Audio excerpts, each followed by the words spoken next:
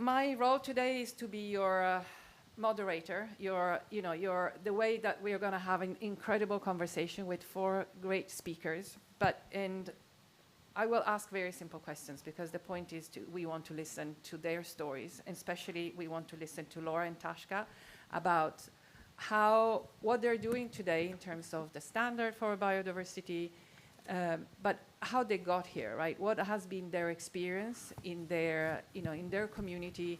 What is being their, the story the journey to get here today, and also what are their hopes? What have they developed? Like their tools we are going to talk about. But before we even talk about tools, we just really want to hear what has been your way of life and why your area has been protected. But then what was the problem? Why did you go to Mike? I hear that, what was the trigger for that? And so how do you see the methodology you're developing as the solution? So Tashka and Laura are basically from the Yawanawá Indigenous Peoples Group. They will also introduce themselves. And after that, we are going to have Mike Korchinsky. Sorry, Mike, I never know how to pronounce your name. And Helen Crowley to follow up with more technical, geeky things. But I think first we want to really talk about what is out there that needs to be protected and why biodiversity credits is really a way forward for the future. So I let you two share the time. You want to start or you start? Hi, everybody. My name is Tashka Yawanawá. I'm the chief of the Yawanawá people. The Yawanawá people live in the Yawanawá territory, which is located in the state of the Acre, in the Brazil Amazon rainforest. And today, we are about 1,850 people. And for us, Yawanawás, from immemorial time, we live in the forest. We depend 100% of the nature. And we, from immemorial time, we live in harmony with the rainforest. We do like what we call environment service. And interesting to be here because talk about the biodiversity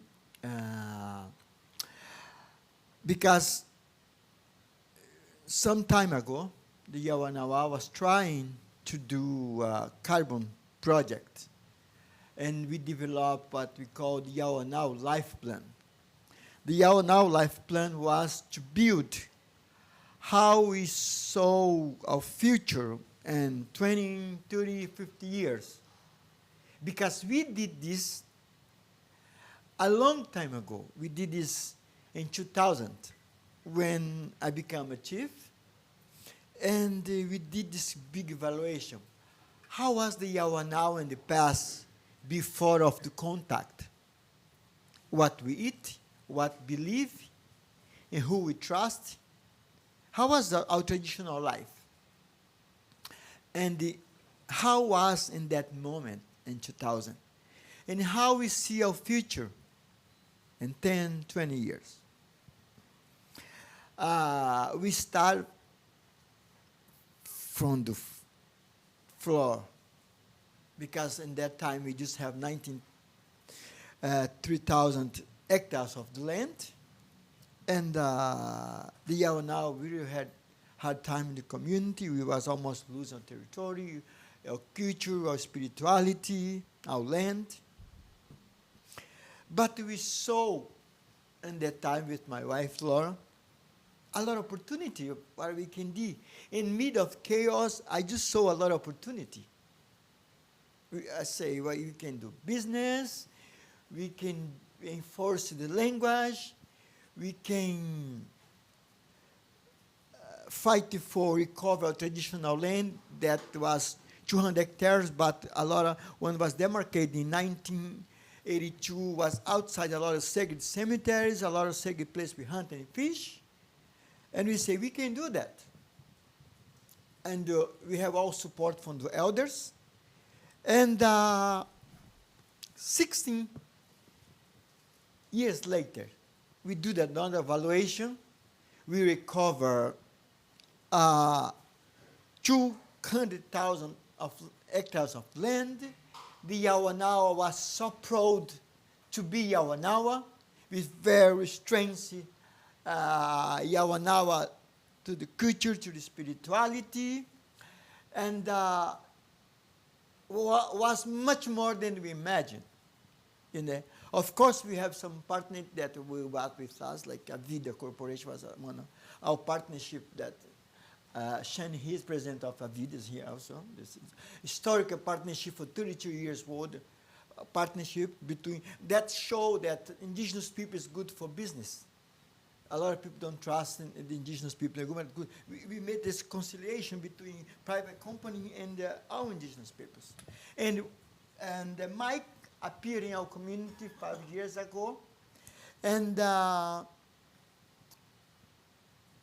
he came with this idea. And in that time, he was scared because we just try make a carbon credit that doesn't work. But Mike come with another idea. World Life Force comes with another idea. Was not invented anything. Just continue work what we do.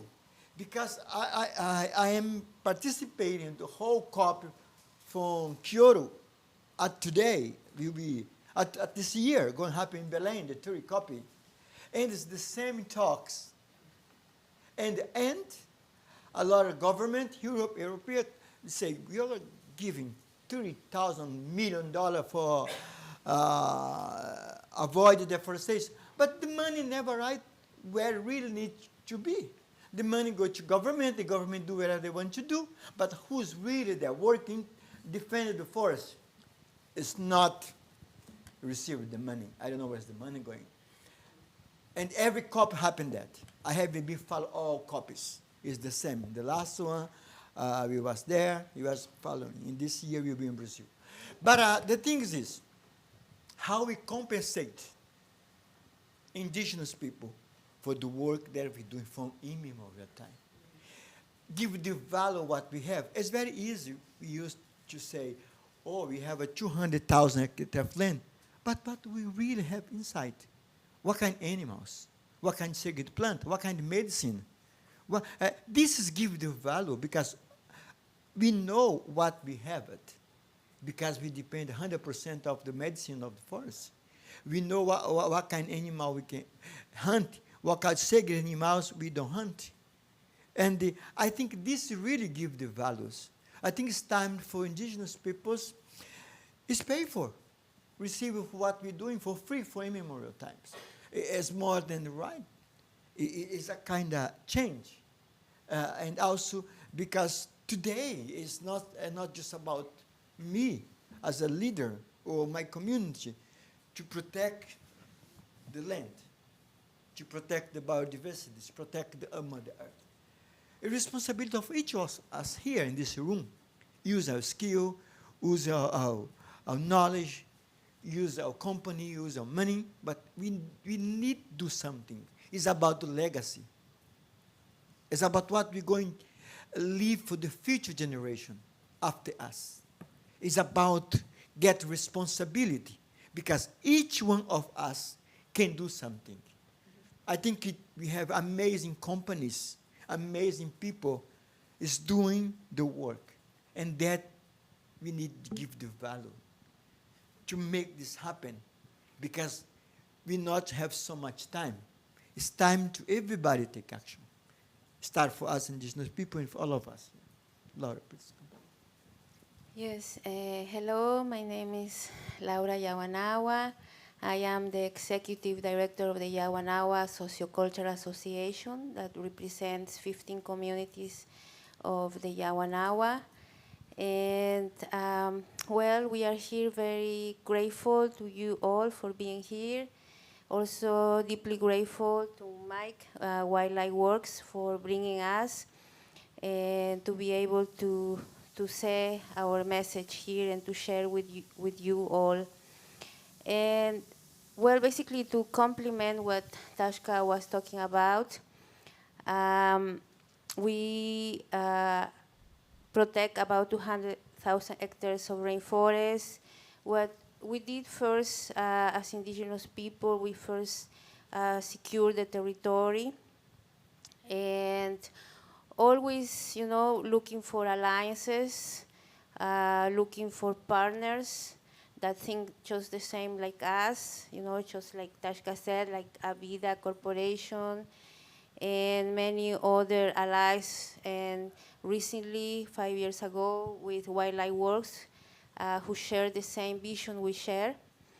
And our story is very special because basically Mike had the same vision we have. And even though he's not indigenous, his body is not indigenous, but he has an indigenous heart, an indigenous spirit, because he has the same vision we have, the same love we have for nature, for all the living spiritual beings in the forest. And that's what I think brought us together. We met Mike through another ally, Beto Borges. He was working with us for a long time ago. He knew us a long time ago. And it was through trust that, because we always work a lot with trust. And we trusted Beto, so Beto brought Mike into our community. We were, at that time, we were a little, we didn't believe anymore in this kind of project. For a long time ago, we always were fighting for us as indigenous peoples to be compensated for our preservation of our territories. I have always thought that it's more than right that we indigenous peoples be compensated for maintaining our forests alive. Not only forests, but all the ecosystems that indigenous peoples preserve all over the planet. It's more than fair. And then, as you know, somebody who some time ago, many years ago, created this system, the carbon system, that to me, I don't understand the technicalities very much deeply. I'm not an expert on that, but so far what I understand is that this was created more for people that was destroying the forest, and these people could be compensated. And how about us, that we have been preserving the forest for millenary years, and thanks to this preservation, this planet is still alive, but it's almost gone too,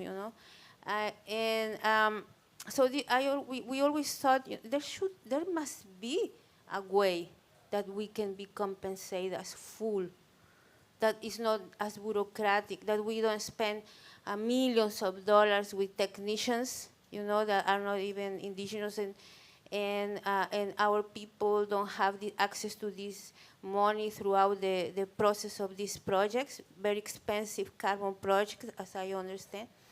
And this is so unfair. So then we try, yes, to do one with the state of Acre, the government of state of Acre, a jurisdictional, jurisdictional way. But it didn't work because at that time, first the government committed to us, say, yes, we will do it with you, we will pass you the part that belongs to you, the piece that belongs to you, because they already made a study of the carbon that is there in the Acre territory, in the state territory. But at the end, didn't work. They basically, at the last minute, said this is not going to work out. So we were very disappointed and our communities were very disappointed because we were expecting so much and to be able to fund our life plan.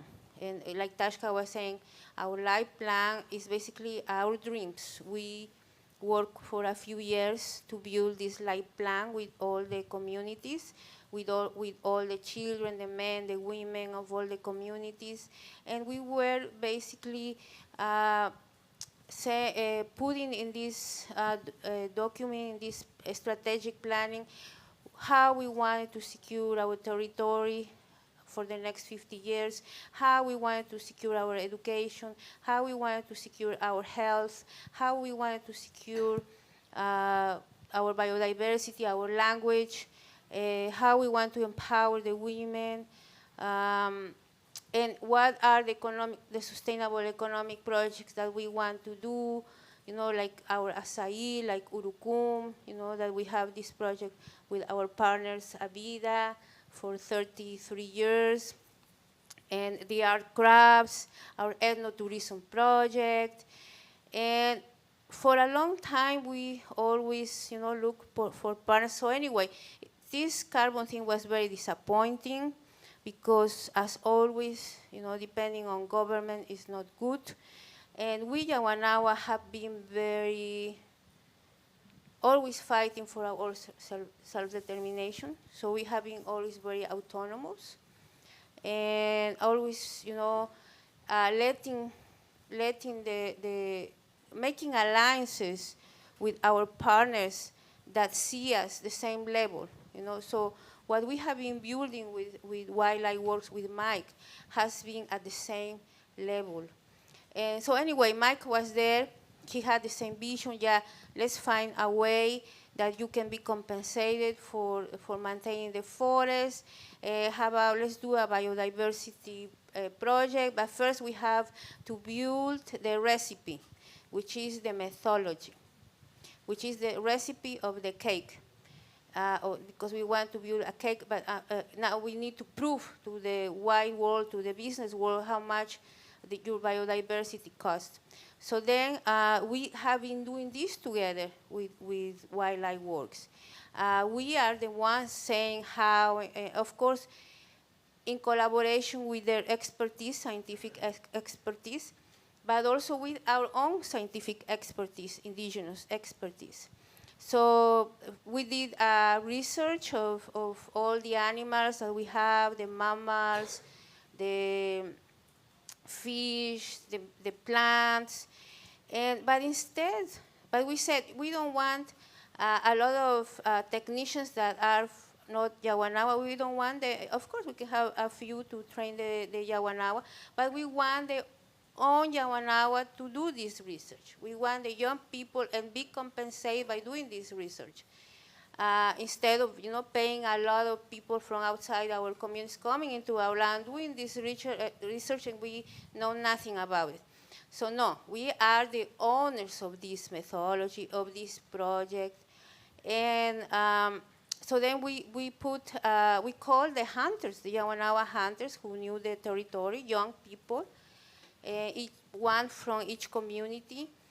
And they did, together with the team of Wildlife Works, and only 2 people, that made this work. So they did these trips all over the territory, very far away, doing this, trying to find, get water examples. We did the water samples from the different streams, to find out the different kind of animals through the DNA of the poop of all the animals. So anyway, and these hunters, young hunters, were compensated, very young guys, and they felt value, and also some of them, like 15-year-old guy or something like that, he was so impressed of his own land, territory, because he never went to some very far places. He didn't know about his own territory, and he was so impressed.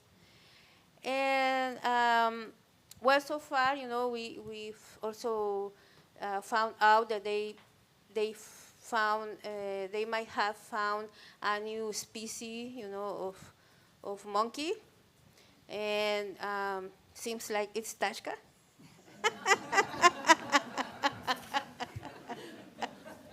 No, I'm joking.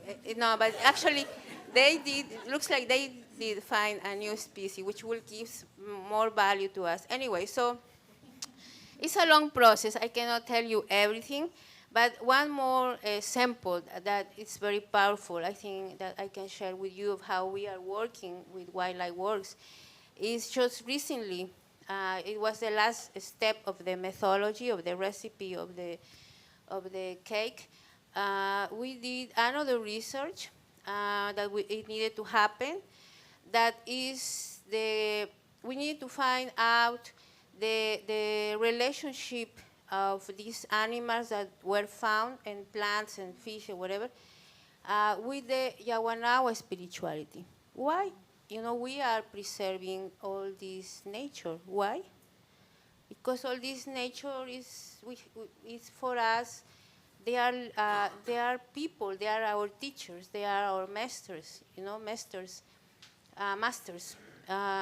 You know, like the anaconda. You know, it's a spiritual light. It's a shaman. It's a feminine shaman, actually, that shows us light, that bring us wisdom. There are plants that are the queen of the forest.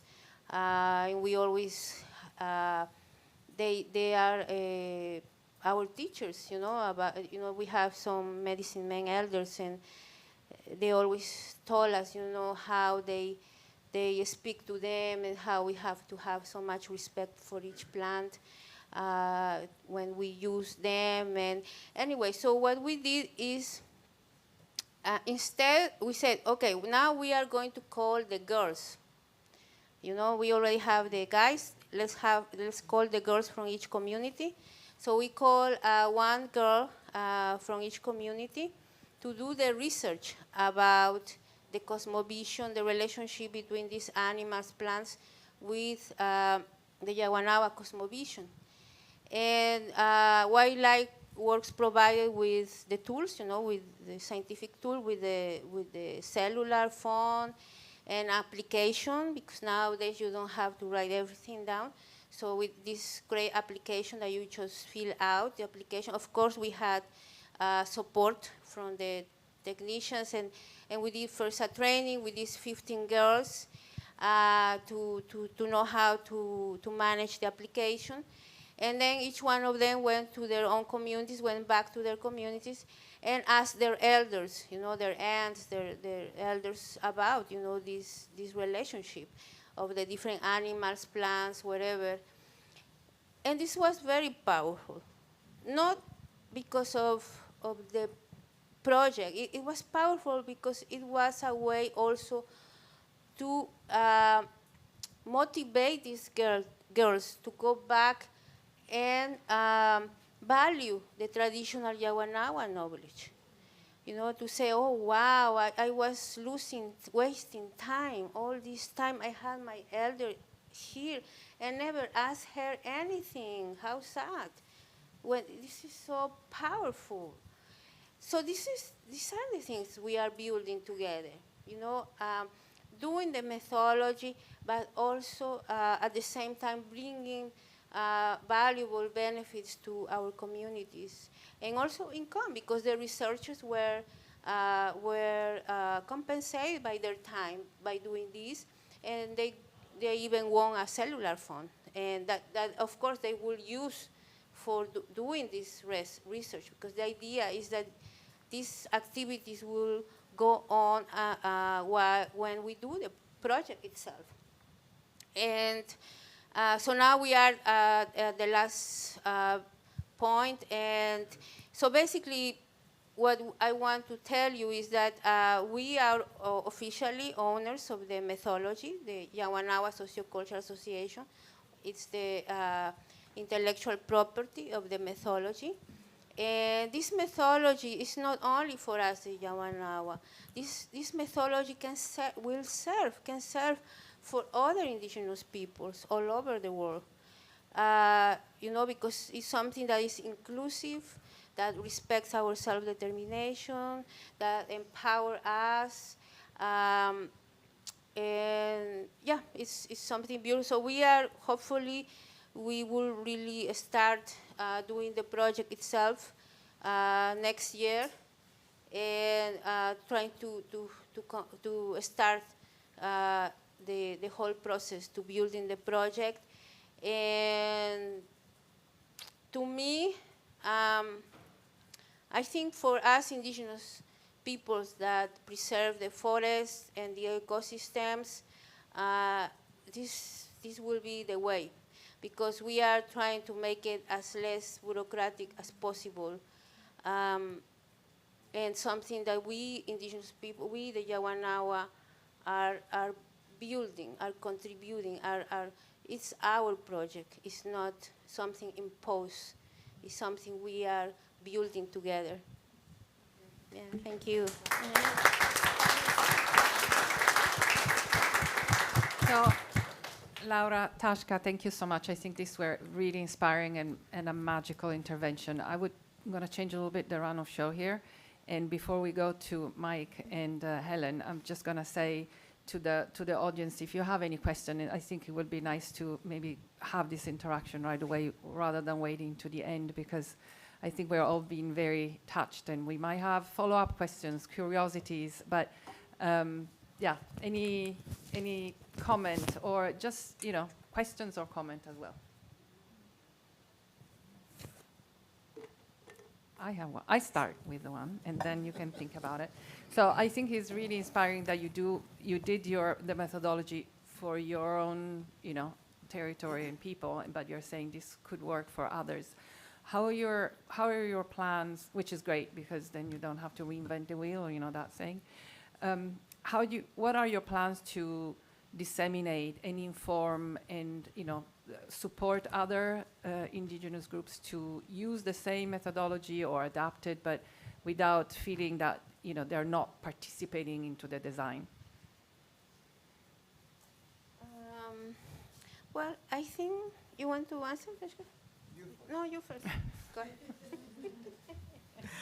Well, we Yawanawás having been pioneer in developing new projects, new ideas. Wherever we do, other people, they also do. In 2000, we started the first week of the Yawanawá celebration for the culture and spirituality, and never stop anymore. And all the people started doing the festival, and we start doing business. We are doing business. Other people also, because other people are a little scared to do something, and they look at you. We don't have a scare. We scared, but we go with fears. But we go do, and we do it. Everything going well. Other people follow us. Mm-hmm. I think this biodiversity project can be another pioneer project.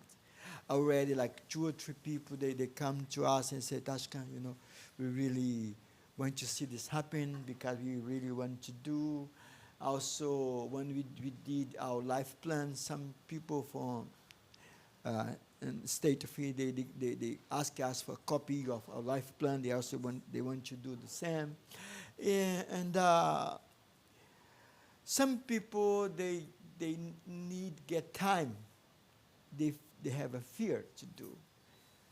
We Yawanawá also have a fear, but we go with fear, and we do everything right. I think this biodiversity is one of them. Right, we have another question first there, and then you. Oh, you can go there. I can see that one actually. Boa tarde, Cacique, Tashka. Olá, boa tarde. Boa tarde, Laura. Good afternoon. My name is Bruno. I'm a lawyer based in São Paulo, working with nature-based solutions and supporting indigenous people. I'm following your work quite close, also with the...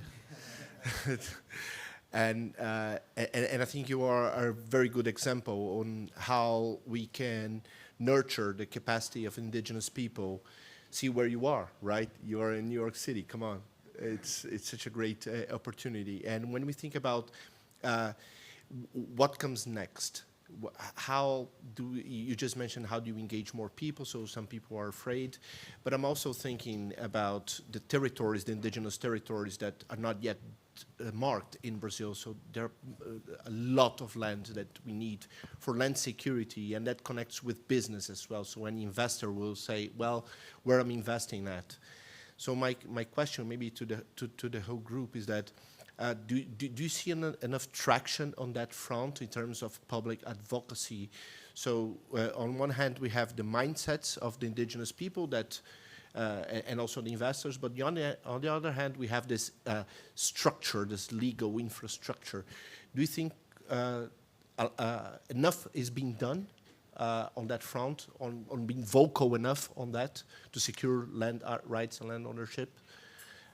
Yeah, that is the endless question, perhaps. Thank you for the opportunity. Valeu, obrigado. Well, I think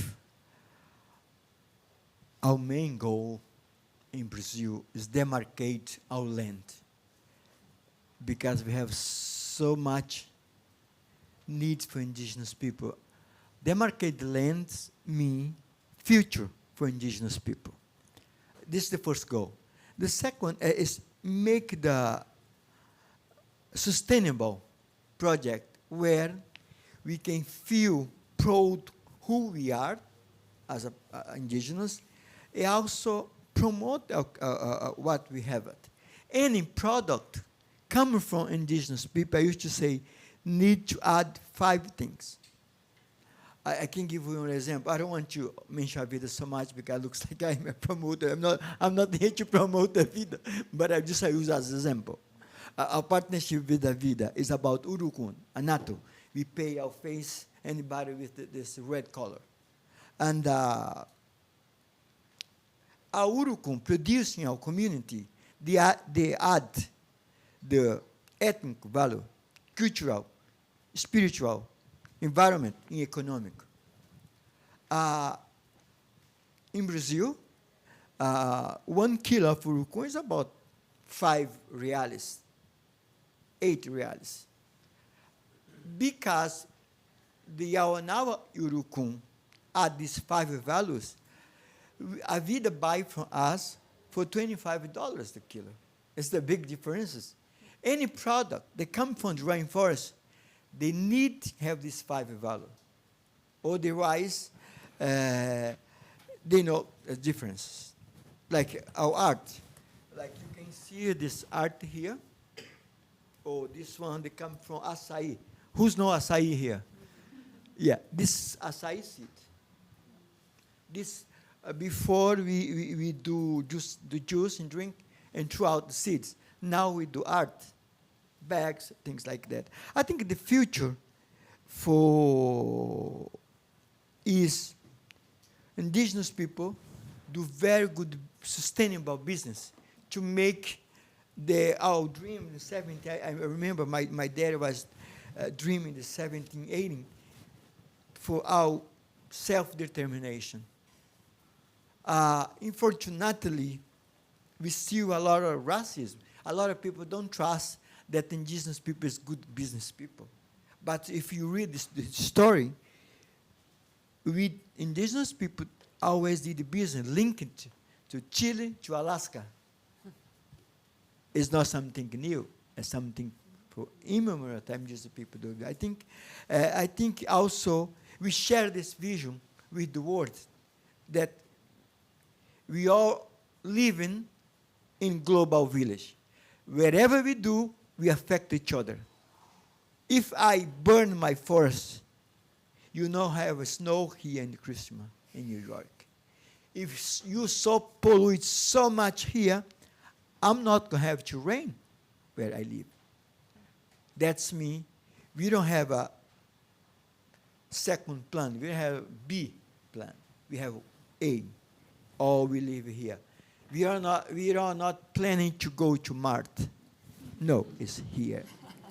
Thank you. Thank you. Yeah, my name is Mike Hoffman, and I've been living in El Salvador, not the Salvador from Brazil, but the Central American country. And it always impresses me very much in just looking at the physical manifestations of the indigenous culture of Brazil. It's very well preserved. In El Salvador, back in 1932, there was what was called La Matanza, where anybody who had indigenous dress, anybody who spoke indigenous language was the object of military operations. So what we have now is not only is there a vast eradication of any vestiges of indigenous life down there, but looking at what's happened with nature. You know, you have the Amazon still. We have tiny vestiges of the natural world down there. 97% of forests are gone. Almost 100% of the waterways are polluted. And it's just, I was wondering, what is your message? What is it that we can do to bring back that spirit so that we can have protection of biodiversity, which in itself is disappearing in El Salvador? I'd like to hear your feedback. Laura, Tavi. Yeah. You mean among indigenous peoples from El Salvador? Yeah, there are indigenous peoples. They don't identify themselves as such. Well, what we did with the Yawanawá, because we had the missionaries and the patrons, the robber patrons, like for about 50 years.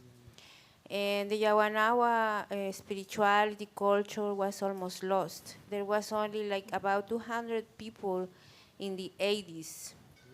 And because of malaria and other diseases, actually Tashka when he was a child, he got sick of like 5 things. And the missionaries actually saved him because the only way to get to the community was by a helicopter that they had. And his Tashka's dad was still a slave. Basically, Yawanawá were slaves of the robber tappers. And no rights of the land. And anyway, so in the 80s, that's when there was a whole movement of getting back the rights of the territory. And we have some young Yawanawá that learned about that and left the community, Tashka's elder brother. And they went back, and it's a long story, but basically expelled the missionaries, expelled the robber tappers. And the first thing that was done was to secure the territory.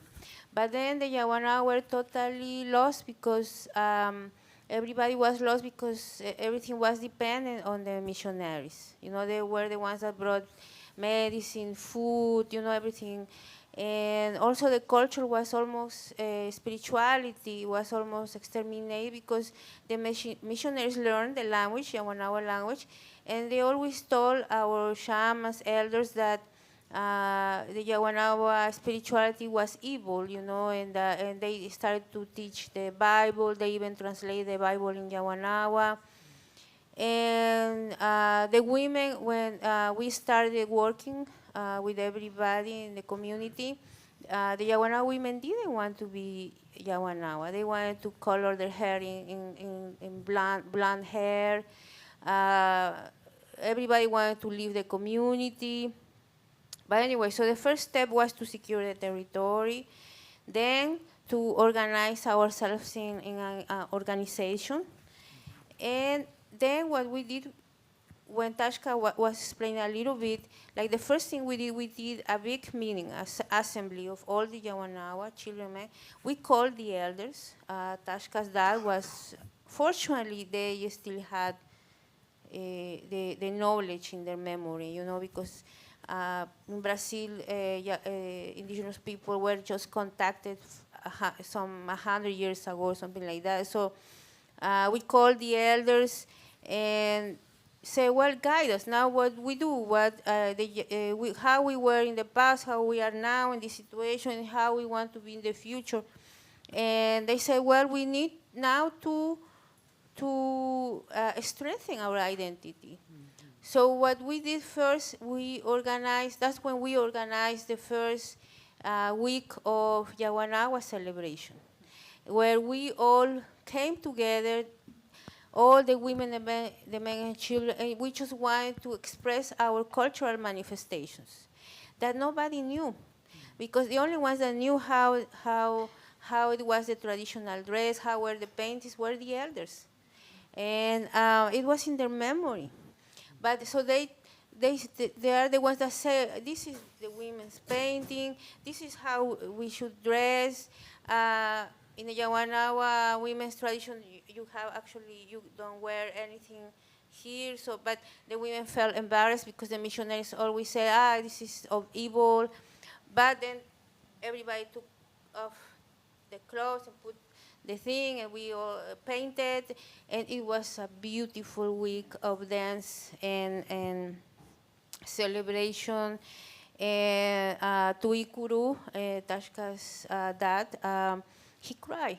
He cried when he saw all the people dressed and painted and dancing and in Yawanawá songs, because there were some songs that were not sung like for 75 years. And he cried, and he said, oh my God, now I can die happy because I see my people like this. I thought I was going to see them like that only in my dreams.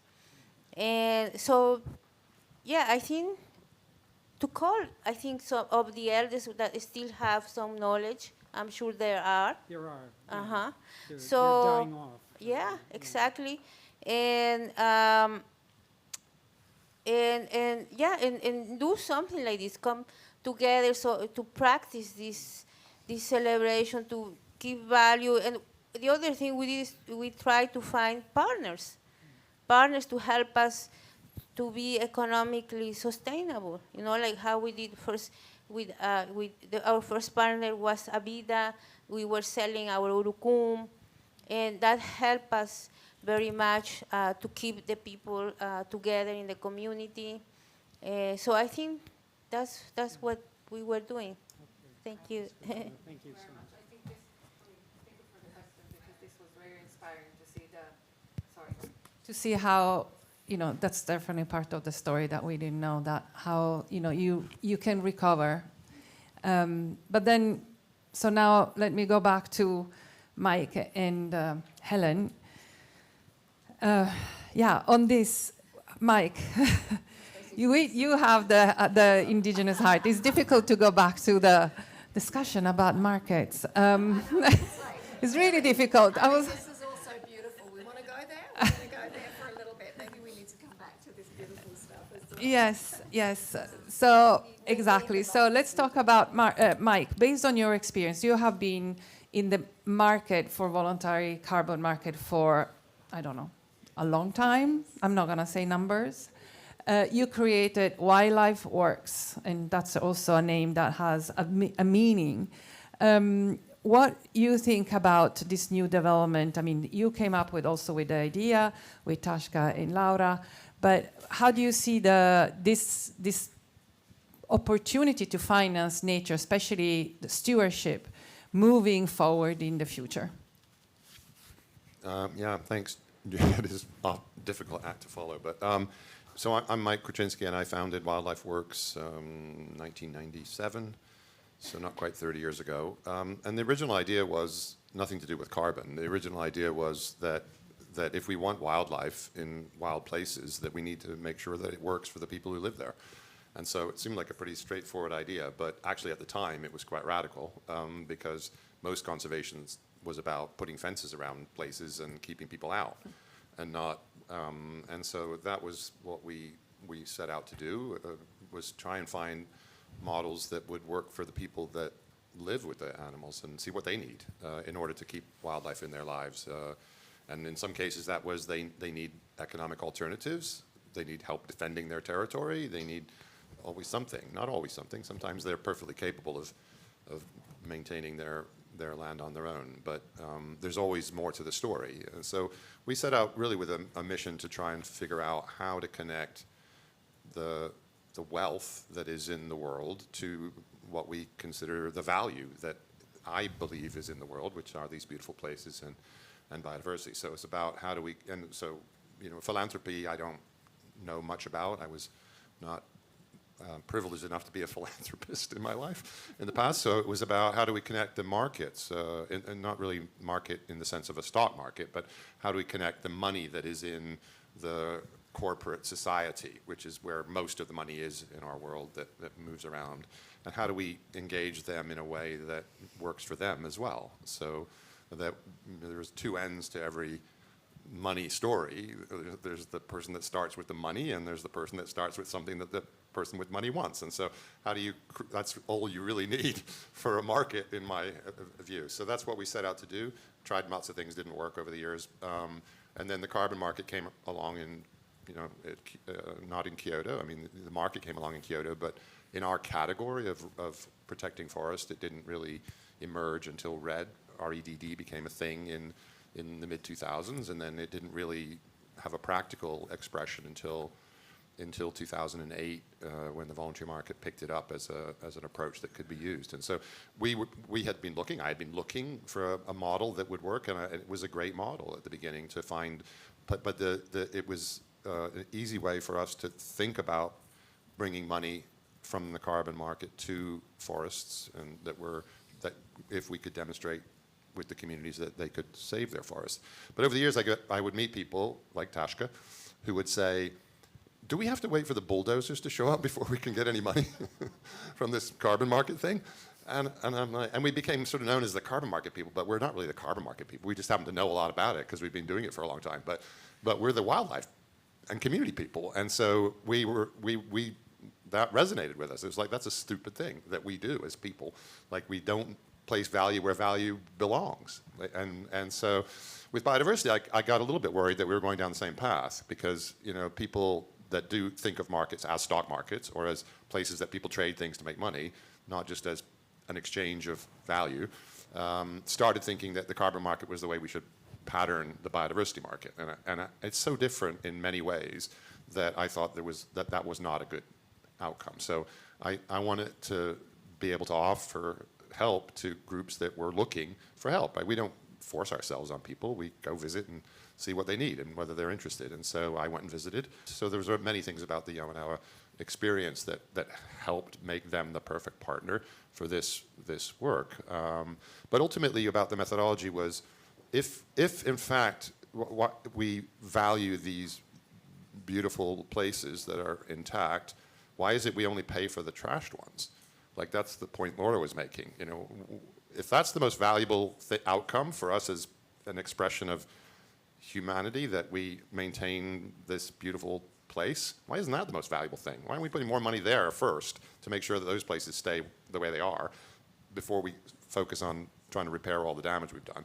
And so that bothered me, that mechanism. So we started with that premise. Not to say that we don't need everything everywhere all at once. That's sort of we're so far behind as a society globally that we can't say any idea is a bad idea at this point. Although we're very fond of saying that to each other, which is weird. But the idea was that this is what we're going to do. Like, to the lawyer in the room, apologies. No, there's never enough support financially or legally for indigenous communities, especially in other countries. Brazil's a little bit better than many, but still has a lot of work to do. There are many communities that don't have their legal tenure, and it's critically important as a stepping stone, as they've said, towards their identity and their future. But that's not our thing. What we do feel, though, is that if they have their own resources, then they can make it their thing. So our job is to try and bring them resources, and then they'll have the resources to hire a lawyer to go and help them solve their territorial problems.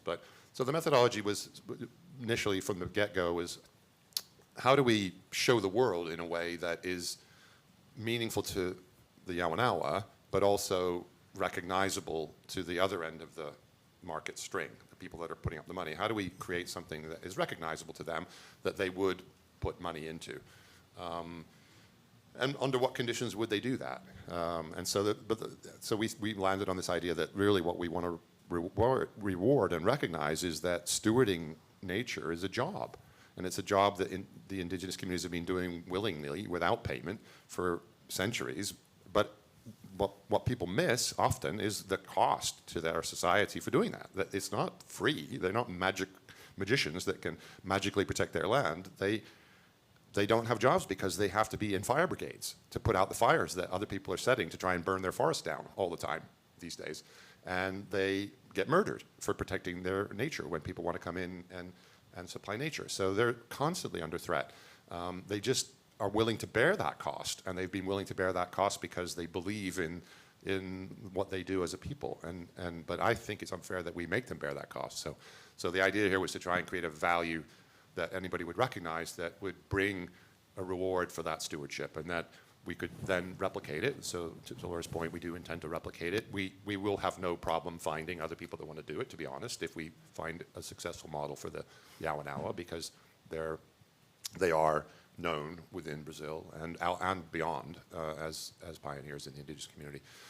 So the methodology itself was the first step. We developed it, co-created, and then we thought it was an important step that we leave the intellectual property with them. So they're the intellectual property owners, but they are licensing that back to the world through us, and actually through Equitable Earth, who's here, to be able to use it elsewhere where we're not involved or they're not involved. But that's the next phase of this thing, is to put it out there in the world for everybody else. But first time now, as she said, we have to demonstrate that it works for them. So there's a bit of science involved. You know, when you say we want to show that you've been good stewards, you know, the first question with things like free, prior, and informed consent, which is expected in a project, their obvious question was, well, who's consenting to what here? This is our project. So, and so we've had to sort of invent a new process for free, prior, and informed consent, where they're consenting to their own project, so that we can prove to the world that expects that somebody did FPIC. Like, it's not you can't just say, oh, they don't need to do FPIC. It's their project, because anybody could say that then, and there's no evidence that it's true. So we've been working through a lot of those different issues along the way, is how do we follow the steps that market actors and corporates in the world expect to see in a way that is respectful and welcomed by them. And it's been an interesting journey sometimes, but it's worked out great. It's been very, you know, about co-creating. How do we find the right balance between how you want the world to see you and how the world needs to see things because we live in an untrusting world, and so that's just a fact. And so therefore there is science. eDNA is the science of measuring species that you can't easily see. So, you know, fish and amphibians and things, that you take water samples, and they, as it turns out, animals slough off bits of themselves, including us, as they go through life, and that stays in water, and you can catch that from the water in a way that is much more cost effective than the way that they used to fish, which involved putting something in the water that made the fish come to the surface, shall we say, when they were having a ceremony. So we do these water samples, and that's one thing. But we also, as Laura said, we also have taught the young, formerly hunters, to do transects, just like any biologist does. I mean, there's no genius to a transect. You're walking from point A to point B. That's, you know, the design of the sampling is a little bit scientific. It has to be, but it's very well-known science. And then once you have it, you just tell them to start here and follow the arrow on their handheld thing and then observe everything they observe. And they're amazing at observing things, so as it turns out. And so they're probably way better than most biologists at observing things when they're doing that work. And so that's the balance between science and non-science has been really the important thing, was to try and make it so that the Yawanawá themselves can do most of the work. And then, of course, we do use universities to test the samples and give us the results, because you need machinery to do that and things. So there are certain bits of it that are a little bit more high-tech. But for the most part, it was about trying to make it work for them. And then now the next step for us and for them is to engage the market more directly, because people used to say, there's no biodiversity market. I'm like, well, there's no biodiversity product. So how do you expect there to be a biodiversity market if there's no product? So I think there's a lot of different groups now just trying to solve that problem. Is like, let's not use that excuse. Let's make a product and then see if anybody wants to buy it. And if they do, then there's a market. And so the next step for us and for this panel is to think about how do we engage the market in a way that isn't tokenism. You know, it isn't a gesture. It's a legitimate recognition of value, and it's a legitimate ongoing recognition that that is a job that gets done every year by this community. It's not something that they do once and then they're done, which is a lot of ways that people have engaged them in the past. Here, let's do a project, and then we're out, right? This is not a project. We call it a project, but it's not. It's a way for them to earn from the world for the service they provide. indefinitely, we hope. Well, thank you, Mike. This is very interesting, and I think was very useful to understand the methodology and how the methodology fits into the community. And you ended talking about exactly the other side of the market, like demand, right? How do you engage the market, and what are the opportunities, options more than opportunity, for the demand to create, to use these units?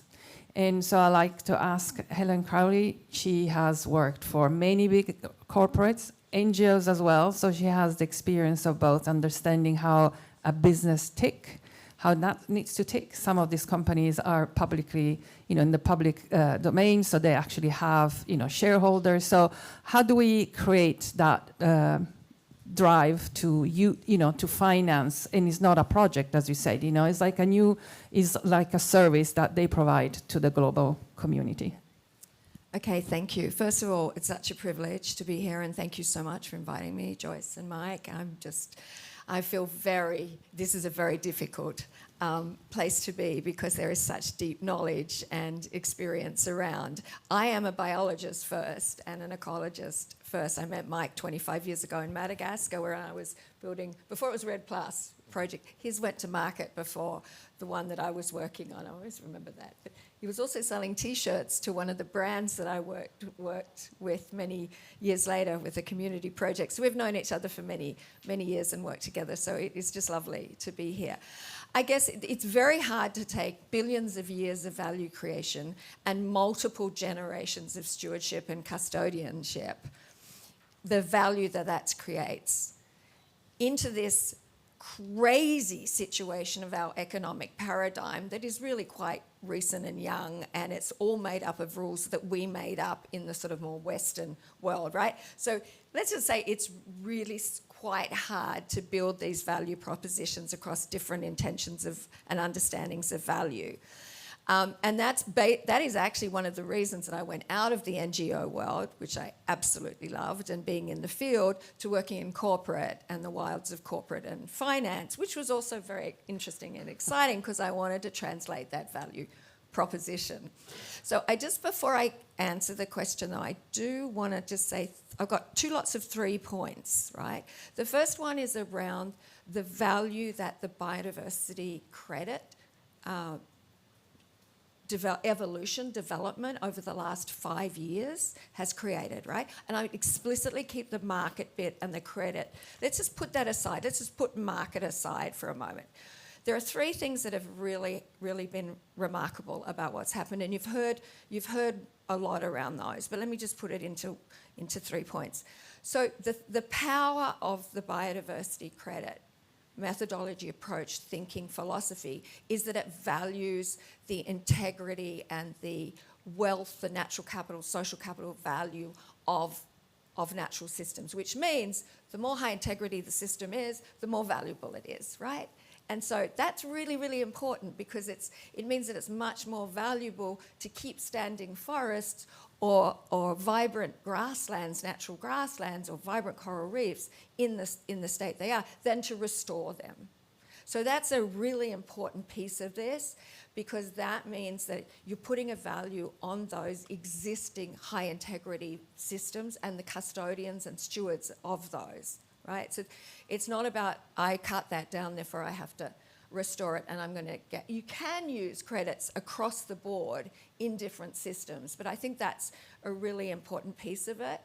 And the second one that I think, the second point of the biodiversity credit sort of evolution development has been an alignment. It's been an incredible exercise of academics, conservation practitioners, Indigenous people, scientists, you name it, and corporates to a certain extent, to come together and say, how on earth do we measure biodiversity? And in a way sort of put a little bit of a unit around that. And it's going to be different in different biomes, different contexts. And so there's going to be multiple ways of doing that. But how can we do that and align on how we can talk about how biodiversity is measured, tracked, and ultimately valued? That is not an insignificant thing, and that's pretty over the last 3 or 4 years. That's the second thing. And the third power of this milieu that we're in. The third power of this sort of biodiversity credit discussion evolution is that we can harness nature tech and the technology that we have in a really positive way to respond to really to creating a product, to creating and showing value. It's not just out there because tech is really cool. You can use eDNA and geospatial analysis and bioacoustics and you name it to really show and visualize for people that don't have the luck of being in the forest and being close or in a beautiful natural place, to really help visualize and understand what we're talking about when we're talking about biodiversity integrity. So that's really important. And those 3 points are really important when you start articulating the value proposition to corporates. And now we can talk about the market, right, which doesn't exist really yet, but is going to exist because we are going to make it happen. As Mike said, we have to. And there are three areas that. Let's talk about corporates for a moment. I'm not going to talk about finance and investing, and we don't want to commoditize these credits and have them traded all over and whatever. Let's put that aside. Let's talk about sort of the corporate world, which I know better anyway. So originally, corporates would do things for nature and for people, for CSR, right? We've had 7, according to John Elkington, we've had 7 waves of different types of sustainability and rationale of why corporates do sustainability over the last 30, 40, 50 years. But let's just say there was CSR. You do a nice thing over there, you put it in your report, and you look good. Reputation, whatever. That still exists, and that's okay. I'm not saying that that's bad. You also would do it as a company because you might have done some damage somewhere, and so you want to do a compensation or an offset, or you want to sort of create a balance, supposedly, on that. Okay, that's a whole nother discussion, but that's a reason why companies would engage in nature. It has developed from that to a much more interesting situation where there's an understanding now of risk and opportunity around nature. There's an understanding, and that's the language of business and finance, is risk and opportunity. And the interesting thing about the risk is that it is linked to 2 things. It's linked to the impact, which we all know as companies, the negative impact that you have on nature, and therefore that creates a risk. But it's also linked to dependency. Because you're dependent on natural systems, then you need to do something about it, right? So this new sort of thinking, this came through the Task Force on Nature-Related Financial Disclosure, TNFD, but this idea of double materiality and risk that comes from impact, negative impact and dependency means that there's opportunity to do things differently, right? In your supply chains, in your business, in your sphere of operations. Very important. It is also introduced to the TNFD and this thinking about risk and what companies are facing is the idea of systemic risk. So risk beyond your own supply chains and beyond your own business, which is basically the fact that we've surpassed 6 of the 9 planetary boundaries. Although the report came out today, I think we might be even more. We're into basically the danger zone, according to Johan Rockström, of 6 of our 9. So it's like our body is failing, you know, our heart's now, anyway, you get all that. So that's systemic risk. Now, it's still a little bit sort of ambiguous for corporates, but it is there that we are part of a global system. We can work in our supply chains to fix a certain amount of risk and create opportunity for us to do things differently, but that there's also, we have to go beyond, and you talked about responsibility, you have to go beyond what your traditional responsibility was as a company. And that brings me to the third thing, that is the third context and framing that is going to be really important as we build the powerful narrative of why we need these markets, because that's what we need to do. And here are all the products, and here's why you need to buy them, is the nature positive and addressing global goals for biodiversity. And this idea that we have to move to a nature positive economy, and which is really nice because it's a happy smiley face instead of the carbon one, which is like a very sad, we're going to go to net zero. We're going to go nature positive. We're going to create real positive outcomes. It's going to be very, very hard, and it's a long slog, but it's a nice positive narrative. We're going to rebuild, restore, protect this incredible value we have. So there is this new, and it's quite new, And sure, we can get into claims and metrics and methodology, but we're not going to today. Just think about this, the context, the narrative, the storytelling, to really excite and incentivize corporates in the market to engage in this for these different reasons. Did that actually answer the question? Yeah, I think so. No, thank you very much, Helen. Yes, I mean, and we knew that is not a simple answer. Yes, the market is there. This is what they need to do. But we also don't want to go too much into the complexity of the whole acronym family of, there is a carbon acronym family and there is a nature acronym family. We are not going to get there.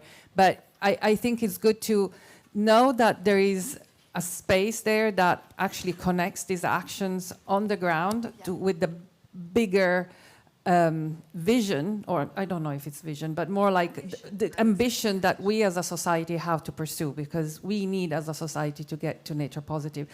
One thing that I hope that we are not going to start doing nature better than carbon market, nature market, because we need both. And in some places, the carbon market will work wonders also for nature, in other places not. So that, I think, is also, as a way we speak, we should really avoid doing that. And effectively, what we need also is to make sure that, and this was actually a corporate that yesterday said that, he said, even if we as a company start becoming, we're going to be net zero tomorrow, so basically we have reduced all our emission, and this is a big company, and we just do, neutralize our residual, is going to be completely irrelevant from a point of view of society.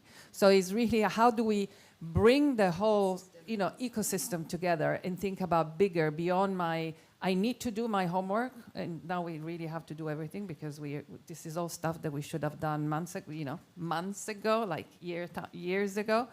We need to do it in terms of our own footprint and more. So that's also the other thing, which is not easy to pass that message to corporates, because but then we have to raise that bar. So we are on time for the break.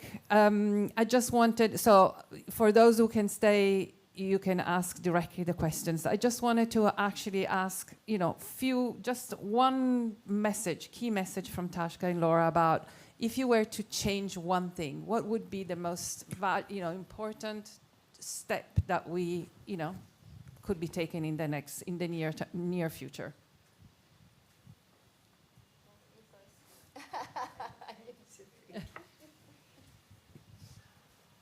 Well, for all of us, I think we all live in, climate crisis that affect all of us, not just us that live in forest, not just you live in city, but affect all of us. I think we need to change the way how we do business. We change the way how we eat, we dress. We need to do a new direction, because the way that we're going on be a big collapse. And today I think the whole world is shaking how direction we're going. And I did a trip one day with this guy. His name is Dom Bartolomeu de Constantinople. He's considered the Pope of Orthodox Church. I did a trip with him. And I sit at the table with him, but a lot of don't like it because they don't accept the woman, just men at the table. And I was this Orthodox. And he said something to me. I said, Tashka, how you feel living in the forest? I say, I feel safe, I feel home, I feel harmony. And how about you? And he say, I studied the Bible for my whole life. If I have a permission to change the Bible, the only thing I'm going to change is the more serious sin, pecado sin? sin. Our change is to devastate the forest. I become this a sin for the whole humanity. And I think all we together, let's make a big change. This year, we're going to have a coffee tour in Belém, in Brazil. And we're going to have about 500 leaders. Some of them going to have this blue zone card. Some of the green card. Oh, green card not. It's green card, actually. You can go to green pass. And we're going to try to show to the whole world that we use the word nós somos a resposta. We are the answer. We are the forest. Because the indigenous way to live, today's proof, is the best way to live in harmony with the forest, with the nature. Thank you.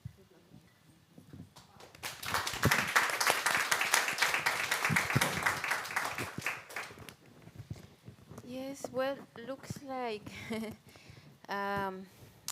all these crises we are living, is teaching us something, and we are not listening.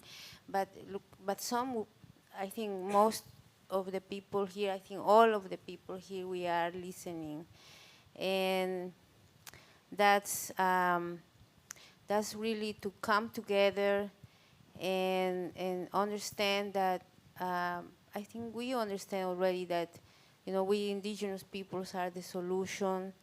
All indigenous peoples agree with that, and that nowadays we have to do business for doing good, for doing good to human beings, to all the living beings, to nature, and to all of us. It's about time to also find alternatives to stop using fuel. I think the fuel is what is mostly destroying the world. And I think that we have very capable,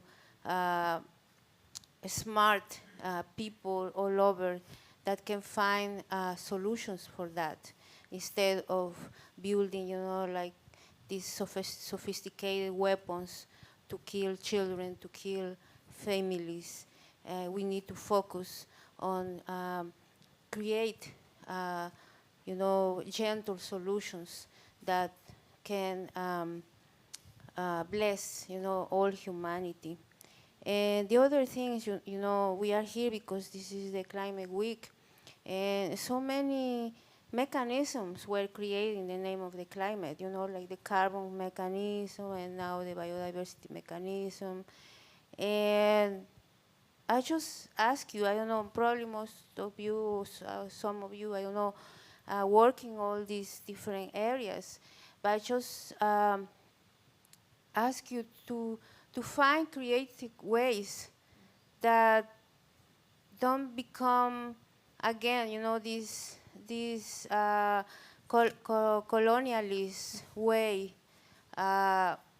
to get money, to explore our territories again, to explore us, I feel, a lot of governments are benefiting from this, and how about us, so we need to be creative to really try to reach the indigenous communities that where we are protecting our forests. And so yeah, I think that's my message, to work together, to be allies, and to support these initiatives that we are doing now, with Wildlife Works and any other initiative where indigenous peoples are the leaders that are leading those initiatives. Thank you. Thank you so much, Laura. So I think thank you to Tashka and Laura from everyone for these amazing inspirational words. Thank you, Mike and Helen, for being here. If you have questions, so I didn't open for questions for you, but you know, the dynamic was really special. I just wanted to thank Joyce and Mike for making this possible, because I think this was like an amazing gift. Thank you.